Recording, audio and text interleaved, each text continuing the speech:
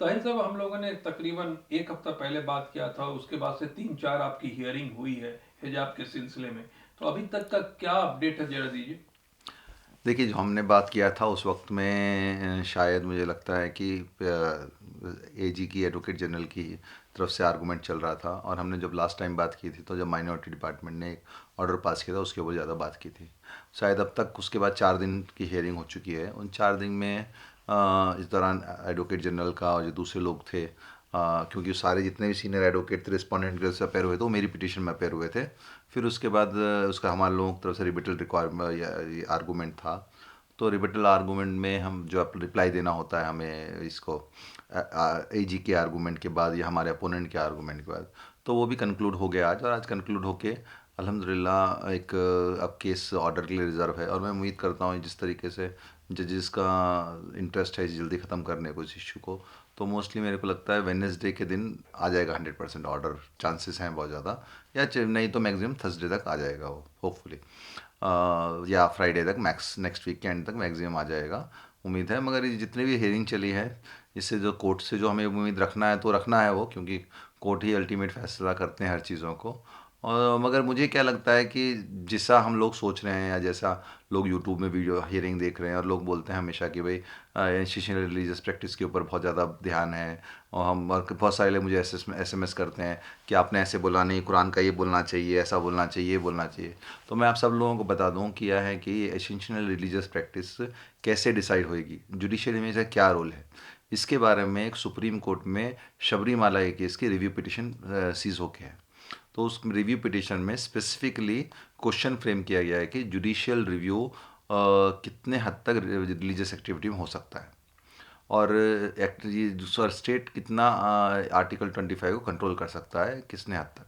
तो ये दो बहुत वाइटल क्वेश्चंस हैं जो कि इसमें ही पूछे जाए। ऐसे इस केस में भी आएंगे और किसी और केस में भी आएंगे जिसमें भी रिलीजियस प्रैक्टिस का हो। और सिर्फ ये सबरीमाला का इशू नहीं है, इसमें 3-4 और इशू जो कि उसमें जोड़ दिए गए हैं जो कि दूसरे रिलीजन से। उसमें एक सबसे दूसरा एक इशू है कि पारसी जो वुमेन का जो राइट है वो शादी के बाद उसको जैसे पारसी मज़हब में के कम्युनिटी से बाहर कर देते हैं, वो उसका एक राइट है। फिर एक दूसरा बुरा कम्युनिटी का एक राइट है उनके अंदर, जो औरतों के ऊपर जो सर्कमसिशन का जो होता है उसका एक इशू है, वो भी एक पेंडिंग है उस केस में। साथ ही साथ जो मुस्लिम औरत को मस्जिद के अंदर घुसने का राइट है या नहीं, ये भी एक पर्टिकुलर एक बहुत इंपॉर्टेंट केस है, बहुत इंपॉर्टेंट मसला है। इसका भी एक सीज, तो ये सारों चारों केस क्या है, रिव्यू के लिए सीज हो गए।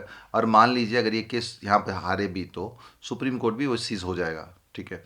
मगर मैं आपको बता दूं कि हाई कोर्ट के अंदर मोस्टली ऐसा कोई बार नहीं है कि वो डिसाइड नहीं कर सकते। मगर यूजुअली जो जुडिशियल डिसिप्लिन क्या होता है, अगर सुप्रीम कोर्ट में कोई मैटर सीज हो गया है तो आमतौर पे जजेस उसके बारे में रिप्लाई नहीं देते हैं, आंसर नहीं देते हैं, या तो उसको रेफर कर देते हैं आगे।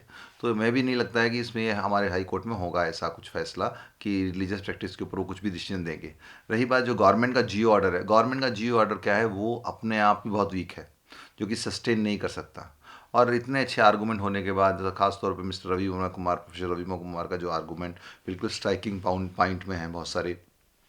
और खासी सीनियर एडवोकेट कामत का जो आर्गूमेंट है उसके ऊपर, और हमारे भी जो लीगल पॉइंट्स जो हैं उसके ऊपर, तो इन सब में अब बातों से मुझे लगता है कि बहुत कम चांस है कि ये ऑर्डर सस्टेन होगा। और अगर ये ऑर्डर सस्टेन हुआ नहीं तो क्या हो जाएगा कि हम लोगों को जितने भी हमारे जो फ्रीडम्स हैं और जो भी परेशानी है वो कम हो जाएंगे, ऑलमोस्ट ख़त्म हो जाएगी। मगर हो सकता है गवर्नमेंट कोर्ट, मेरा मानना है अभी, मगर क्या करते हैं वो तो कोर्ट की मर्ज़ी है।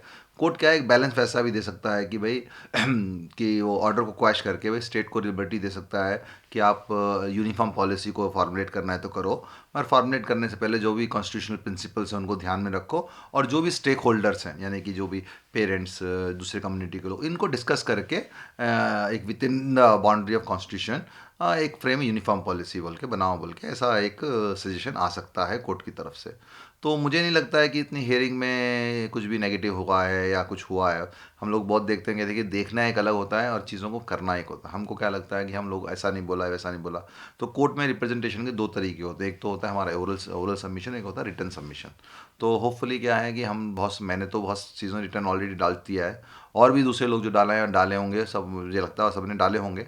और भी जो मैं कुछ पॉइंट्स जो मुझे लग गए हैं, रह गए हैं, या मुझे लगता है कि या कोई आप लोग अगर मुझे सजेस्ट करेंगे कि ये चीज़ रह गई थी, वो चीज़ रह गई थी, वो मैं इंशाल्लाह मोस्टली मंडे को उसको मैं डाल दूंगा। मगर मुझे पूरी इस हियरिंग से बहुत उम्मीद ज़्यादा है कि इंशाल्लाह बहुत ज़्यादा होगा। और इसमें सबसे बड़ी उम्मीद क्या है, जो आपने देखा होगा आज जब मैंने एक पॉइंट बताया कि भाई डॉक्ट्रिन ऑफ इनडायरेक्ट डिस्क्रिमिनेशन, तो ये कोर्ट ने एडमिट किया कि अब तक किसी ने बोला नहीं, और वो ऑलरेडी हमने रिजॉइंडर में उस पॉइंट को ऑलरेडी कवर किया हुआ है, पूरे तरीके से कवर किया है। तो इसे हमें समझने के लिए क्या होता है, देखिए इनडायरेक्ट डिस्क्रिमिनेशन, आप देखिए वो गवर्नमेंट क्या बोल रही है कि हमने कुछ बोला नहीं है उनको कि तुम ये यूनिफॉर्म बनाओ या वो, हमने उनके हाथ में दे दिया है। पर अगर मान लीजिए कोई भी यूनिफॉर्म इम्पोज हुआ, तो मेजॉरिटी को कभी उससे नुकसान नहीं रहता। कभी हमेशा वो, आपने देखा होगा आज ही मैं आर्गूमेंट क्या किया था कि भाई हिजाब वाले ही आप लोगों के पास आए हैं ऑर्डर का, मैंने कोई क्या सेफरन शॉल वाला आया है क्या? तो मेजॉरिटी का है, तो हमेशा यूनिफॉर्मिटी में मेजॉरिटी को फ़ायदा होता है, क्योंकि जो उनके आइडियाज़ उनके वैल्यूज़ क्या करते हैं, इम्पोज करने की कोशिश करते हैं। तो इसके लिए हमारे कॉन्स्टिट्यूशन में क्या प्रोटेक्शन क्या है, उसमें डॉक्ट्रिन ऑफ क्लासिफिकेशन काम आती है, जहाँ पर बोला जाता है डॉक्ट्रिन ऑफ क्लासिफिकेशन में कि unequals can not be treated equally. तो जो मेजॉरिटी है और हम इक्वल नहीं है, तो हमारे लिए कोई भी इक्वल राइट नहीं, लॉ नहीं बन सकता। तो इसके ऊपर क्या होता है, बहुत एक अच्छा डिस्कशन है ये। और कोई भी इसको इम्पोज करे, इनको कोई भी ऐसे कंसिडर करे, तो होस्टली क्या होता है, बहुत अच्छा रिजल्ट आएगा हमारे को फेवर में, समझता हूँ मैं। और दूसरी एक जो सबसे बड़ी चीज़ है, देखिए एक एग्जांपल बताता हूँ मैं आपको। अब जो आपने सुना होगा आर्गूमेंट की, सेकुलर स्पेस में या सेकुलर इंस्टीट्यूशन में हमें कोई भी रिलीजन को नहीं लेके आना। तो मैंने क्या बोला, पहले तो हम लोग पहले कोई भी जो सेकुलर स्पेस है या सेकुलर इंस्टीट्यूशन है, क्या वो रियली सेकुलर है या नहीं?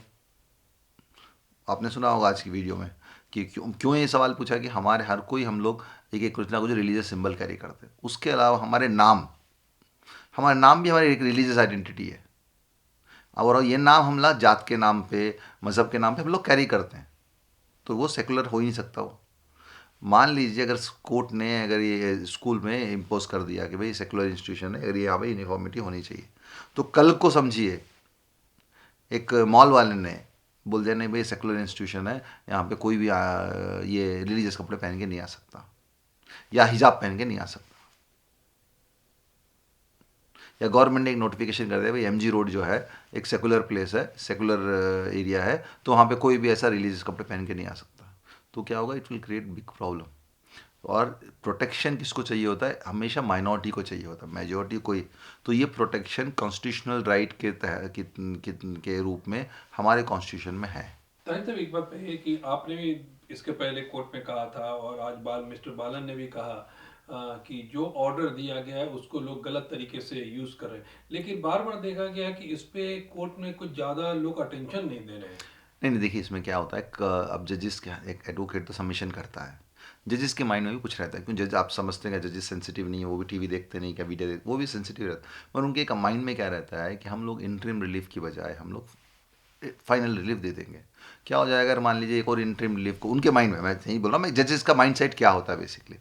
अगर हम लीजिए, अगर एक प्रेयर, एक आदमी आया, प्रेयर हमने उसे मॉडिफाई कर दी, तो फिर बाद में दूसरा आएगा, फिर तीसरा आएगा, फिर क्या हो जाएगा, बोलो कि हमें इसी चीज़ में रहना। तो हम इसके बजाय हम क्या करेंगे, इसे परमानेंटली इस क्वेश्चन को आंसर दे देंगे, जिससे कि पूरी डिस्प्यूट जो है रिजॉल्व हो जाए। तो ये जजेस बहुत एक्सपीरियंस जजेस हैं, और आप तो देख रहे हैं कि क्या है बोल के। तो देखिए इंशाअल्लाह, अल्लाह से उम्मीद, अच्छी पॉजिटिव उम्मीद रखो। और मुझे क्या लगता है, जो हमारा जुडिशल सिस्टम है ये बहुत ही फेयर है, और इस जुडिशल सिस्टम में एक अच्छा हम रिजल्ट की उम्मीद कर सकते हैं। तो इसमें कितने राउंड की सुनवाई लगता है और बाकी है? नहीं नहीं, अब कोई राउंड की सुनवाई बाकी है, अब सिर्फ जजमेंट होने वाला है, बस अब जजमेंट होने वाला है, और कोई सुनवाई नहीं होनी है। और मुझे 100% यकीन है, जो हमारे आर्गूमेंट है, जो हमारे लीगल आर्गूमेंट है, देखिए बोलने वाले 50 बोलने के लिए रहते हैं, पर हर चीज़ में एक लीगल एस्पेक्ट बहुत लिमिटेड रहता है। वही क्या होता है, स्ट्राइकिंग होते हैं, उसी में क्या होता है, मेक और ब्रेक होता है। तो जो हमारे लीगल आर्गूमेंट्स हैं, चाहे किसी ने ज़्यादा बोला है चाहे किसी ने कम बोला है, पूरे लीगल आर्गूमेंट्स से मुझे नहीं लगता है कि ये जो गवर्नमेंट ऑर्डर किसी भी तरीके से विथस्टैंड हो सकता है। ताहिर साहब, ये बताइए कि जजमेंट कब तक आने की उम्मीद है? देखिए आपको मैंने पहले ही बताया था अभी इस इंटरव्यू से पहले कि अब जिस तरीके से जजेस का मूड है, बहुत जल्द जजमेंट देने का तरीका है, मगर क्योंकि इतने सारे डॉक्यूमेंट्स आए हैं, तो उनको पढ़ना होता है, समझना होता है, उसमें भी टाइम लग सकता है। मैं उम्मीद करता हूँ नेक्स्ट जुम्मे तक जजमेंट 99.99% आ जाएगा। और वो भी चाहते नहीं सोसाइटी में ऐसा एक अनसर्टिनिटी रहे, तो होपफुली जल्दी आ जाएगा जजमेंट। ठीक है, बहुत बहुत शुक्रिया ताहिर चलो। साहब इन्फॉर्मेशन देने के। तो ताहिर साहब, एक क्वेश्चन आखिर में है कि ये जो पूरा इंसिडेंट हुआ, एक छोटे जगह से बात निकली और इंटरनेशनल बन गया, तो इससे हमको क्या सीखना चाहिए?